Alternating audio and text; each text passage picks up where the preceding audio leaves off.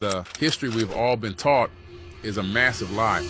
Before the civilization we have today, there was another civilization that's been hidden from us. The Tartarian Empire was a civilization that was far more advanced than us, but in a different way. They had harnessed the ability to use atmospheric energy.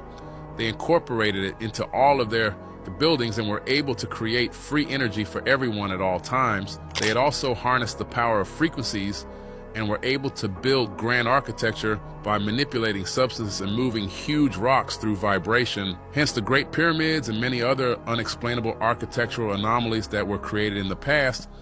The free energy was a threat to the massive oil industry and all the profits they were able to generate from the scarcity of oil. So the owners of this industry, who were extremely powerful, created a plan to take out this civilization and wipe them from history so nobody would ever know about free energy, and they destroyed all their architecture and technology. They did their best to cover up any evidence that the Tartarians ever existed. So this is why most bizarre Mandela effects. Cinderella's blue dress. Her dress is white, it was never blue. The robber emoji. I don't need a lot, coffee's only a dime. This emoji never existed. A coincidence that I find really weird. Enzo Ferrari. He died in 1988, Mesut Özil. He was born in 1988. The resemblance is obvious. They did a whole breakdown on how Simpsons was able to predict so many events that ended up coming true. And one of them, they wrote this math theory on the whiteboard that it turned out decades later to be correct. right. And it was like this unsolved math theorem they just wrote on the whiteboard in the background of a Simpsons episode. And people were wondering, how did they get this right? Well, it turned out that the writers went to such great lengths that they hired people who were in academics to put these little Easter eggs in the episode that no one would notice unless you know it. And it really came down to the writers, who are so attuned to current events that when they make these predictions, there's some level of reality that they could potentially... By the reptilian shapeshifter. Number one, if the person has an overall lack of showing emotions, authentic emotions, then you could be talking to a shapeshifter. Reptilians don't really feel empathy like we feel empathy.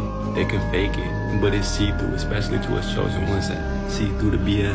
Number two, if they're in a white body, a body that contains less melanin/carbon, that's the human form a reptilian is going to take. Reptilians don't have the power to hold a darker colored complexion.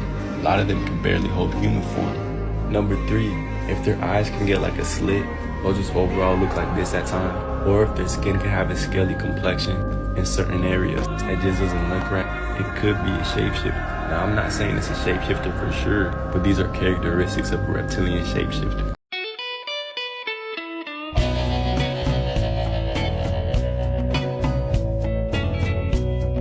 This island in Russia should not exist, and it is the most dangerous island in the world. In 1983, a team of Russian scientists were experimenting with nuclear radiation on an island called Chernaris. When a system failure occurred, the reactors began heating up to extreme levels and ended up exploding. This all happened within 15 minutes. Not a single person managed to escape all throughout the island. The effect of this explosion is nothing like ever seen before. When the first team of help arrived on a helicopter, they saw something terrifying. 95% of the island's residents, which is nearly 40,000 people, were all infected with some kind of virus that came from the radiation. They were all wandering mindlessly and carelessly, as if their brain had been taken over. Here's the scariest part. They began attacking those that have not been infected and started eating them. The helicopter crew described it as a zombie apocalypse straight out of a movie. Till this day, the island still stands with these infected humans. The Russian government sends the most dangerous of inmates on this island to survive as a punishment.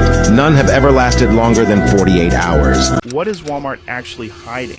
So in 2015, Walmart abruptly closed in various locations, mainly in Ohio, all citing plumbing problems. Initially, no one thought anything of it, but things started getting stranger by the day. Well, you see, people found it weird that the plumbing problems were so severe that it required 6 months to fix. Soon after, military personnel were seen moving in and out of the closed locations, building what seemed like defenses around the empty shopping mall. It seemed very apparent that something was going on under the stores. This is where it's getting crazy. In one instance, a lady, I don't remember her name, but whatever, who managed to break past the barrier recounted that upon entering the closed supermarket, she was shocked to find a giant hole dug up in the center of the store. She also stated that there were black tentacles coming out of the hole, and inside the hole itself, there was a red slimy substance. Even though you can watch the video she recorded by clicking on this icon, on More, and finally on YouTube, everyone is still wondering. We're not alone. We are not alone in this universe, and it is a simple fact, and the U.S. government has been aware of that fact now for decades. The United States has been involved in the recovery of objects, vehicles of unknown origin that are neither from our country or any other foreign country that we're aware of. We as a nation have been interested in not only the vehicles themselves, but the occupants of these vehicles, to include biological specimens. Yes, this is the new Fortnite map, only that it is actually real life, and we won't be dropping out of any flying buses or planes. We will need to travel by boat through the openings in the ice wall, while avoiding the many rumored dangers that exist outside of here, such as wars with other continents, as well as krakens in the sea, and we will need a 5G radiation device so that we can fight back against the dragons, because the frequency of 5G messes up their organs and it would allow us to escape them. We will also need to bring a large amount of inventory so that we can sell items that these people past the ice wall do not have for a large profit. And we will need to find a wizard who can cast beneficial spells on us so that we do not get these terrible diseases that I've heard of past here. And the wizards will do this by phasing their finger through our brain and touching our pineal gland. If you'd like to join us on this adventure, go join my Discord, the link is in the bio. And if you like this shirt design, go pick one up at charlietgriffin.com. Now this is scary. I'm not sure if it's true or not, but there's a theory going around. It's more like a religious theory. I saw a TikTok video where a preacher was talking and he spoke about something very interesting idea. What if God is actually water? Think about it for us. What if water is God? Then that would mean God is both in us and all around us. That God is both above and below us. Why a woman's water breaks when we're born. But there's more. We often say that God is everything. Well, if that's true, then everything around us would be what? Water. There's water in the air even though we can't see it. There's water inside you, inside me, and in every living thing. Now consider places where water is scarce, like deserts or wastelands. What do you usually find there? Death, because of the lack of water, and it's scorching, like hell. Here's something else. In the Bible, when Jesus was tempted by the devil, where was he? In the desert. He was searching for water. My guy. Now what we not finna do is play with God's word. Now if God said he laid the earth on its foundations and put a firmament over us, then that's exactly what he did. See, in the Bible, God told Isaiah the difference between a ball and a circle. God knew exactly what wordplay he was using in the Bible to describe the earth. In the Bible, God also speaks about the four corners of the earth. A ball does not have corners, but a flat surface do. Now, when I say four corners of the earth, this is what I mean. The same way that man made a compass, a circle compass, and put north, east, south, and west, I'm speaking of exactly that. God also says in the Bible that he set a compass upon the face of the earth. Now, remember when I said that God made the earth as a compass? Okay, so let's talk about it. Now, the compass only recognizes north. North always points towards the center. Hint, the North Pole. Any other direction is only based off the direction of north. How could a compass point south on a globe if they are saying that south is downwards? East and west are curved lines that constantly readjust to align with north.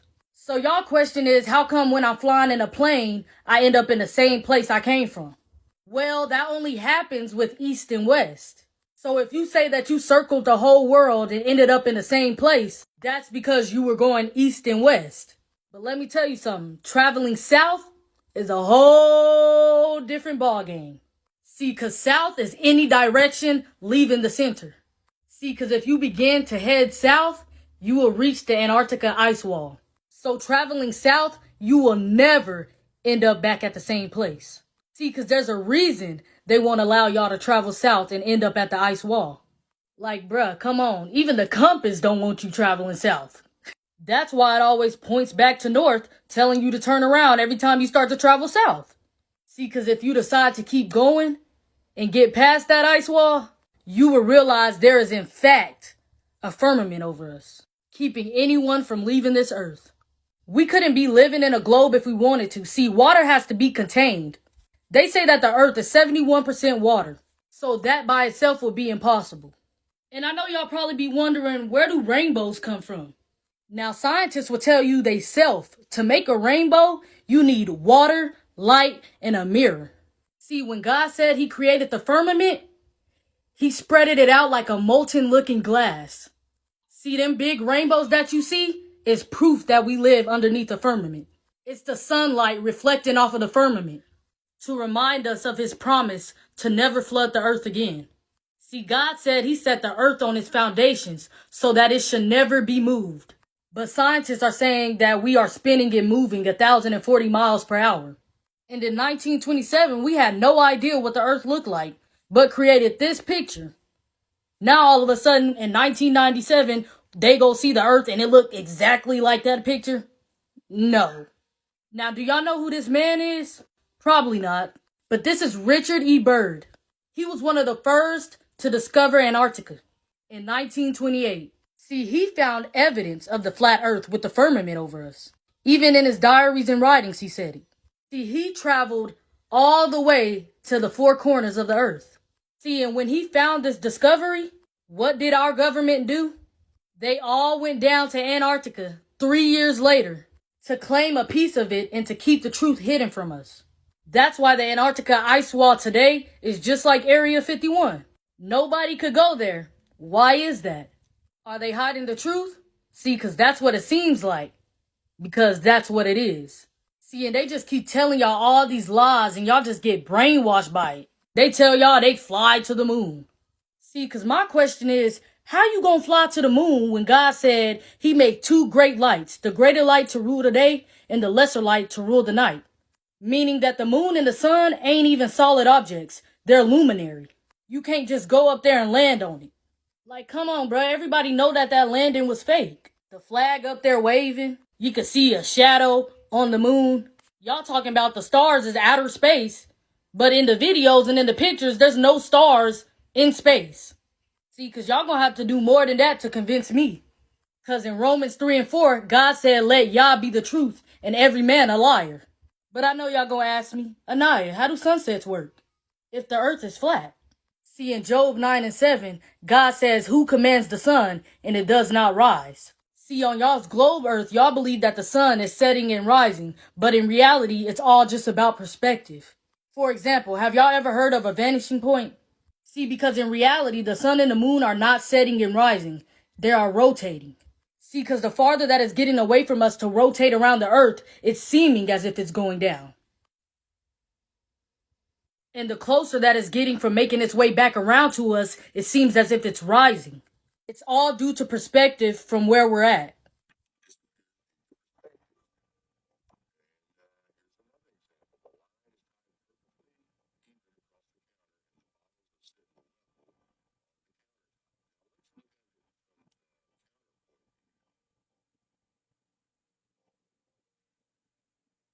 Okay, so y'all like, yeah, nah, I mean, that sound good. But how do seasons work then? See, what I need y'all to know is that the sun and the moon are actually closer than what they are telling y'all.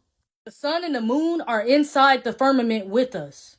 See, electromagnetism actually perfectly explains how the sun and the moon rotates on Earth. See, the sun and the moon are not rock or gas. They're light sources. Now, these light sources are in the shape of a disc that rotate the Earth like a clock, but in a coil-like spiral, dictating the seasons and the climate as it goes. See, now when the sun is beyond the equator ring, the northern hemisphere experiences summer, and the southern hemisphere experiences winter. Inversely, when below the equator ring, the southern hemisphere will experience summer, and the northern hemisphere will experience winter. They got y'all thinking that there's life beyond the earth. There is no space. There is no other planets out there. God says he sits at the top of the firmament. Those planets that y'all are seeing in those telescopes, those are called wandering stars.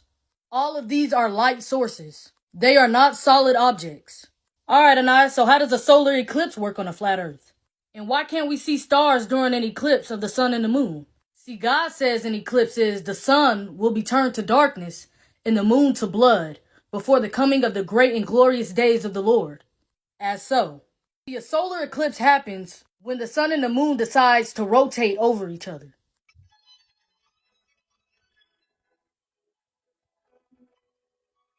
As so. Okay, so why can't we see stars during a solar eclipse? See, God says immediately after the distress of those days, the sun will be darkened and the moon will not give its light. The stars will fall from the sky and the heavenly bodies will be shaken. So why can't you see stars during a solar eclipse? His word tells you everything you need to know.